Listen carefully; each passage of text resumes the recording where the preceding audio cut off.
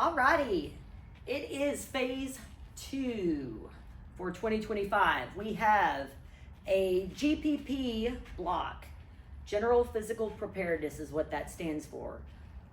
Basically what we're doing here is we're looking to improve your work capacity. Okay, so we're working on your strength capacity, we're working on your aerobic capacity, just in general, getting you to a point where you can do more work in the same amount of time. So kicking it off, we've got day 1 of the week. So this is a strength day. What we're doing here is we have 3 quad sets. So I have y'all doing 3 groupings of 4 exercises in each. So the whole way that this is going to work is that you get to rest 15 to 30 seconds in between each exercise in the quad set. And then when you finish the quad set, you have 15 to 30 seconds of rest there too. So you can adjust that based on your current level, your goals. If you feel like you need a little bit more rest, then rest for the 30, dial it back if you need to. But what you're gonna see in this block, in addition to that rest interval being consistent, is that the reps are gonna be higher. So just on average for most exercises, we're talking anywhere from like 10 to 15 reps. So on day 1, for the first quad set, we've got back squat as an option. You've got other squat options too, so you can choose what's gonna be best for you. We're doing a core exercise, kind of a pushing exercise with a Miniband Lateral Step. You can do a push-up in there if you're more advanced. We can go up to an elevated surface. We got some options there as well.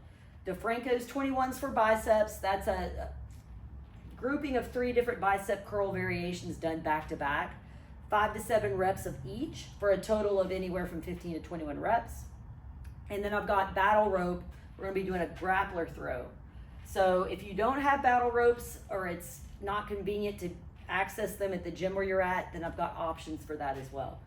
So that's quad set number 1. For quad set number 2, we are looking at some floor presses and an iso bridge with kettlebells. You could also use dumbbells. So this way you're holding a nice isometric core and glute effect while doing the presses.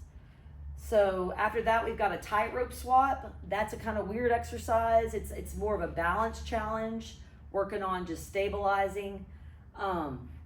Looks easy, but it's not. After that, we've got a landmine lateral squat. You could also do a kettlebell lateral squat as an option. And then for those who work with me here doing semi-private in group, we have a mini tramp, so I plugged that in. So mini tramp, just rebounding for 20 to 30 seconds. If you don't have a mini tramp, which most of y'all aren't gonna have, you could do either jumping jacks, step jacks, faux jump rope, or actual jump rope. Okay, so that's quad set number 2. Moving on to quad set number 3, we've got a dumbbell chest supported pronated row. You could also use kettlebells. Pronated means we've got a grip that's basically, instead of neutral grip where palms face in, pronated grip would be what I think of as a standard like bench press grip. So you'll be rowing, kind of elbowing out, chest supported, going that route. After that, y'all are gonna be doing a band 2-arm press with an alternating step. Okay, options are gonna be in there if you don't have access to a setup that lets you do that exercise. Third exercise is gonna be a single leg anterior reach with a medicine ball. Another sneaky little balance challenge. Take your time on the balance stuff. People always try to rush through them and survive the balance work, but I promise you, if you just slow down, it's gonna burn like fire in your hips and glutes and hamstring.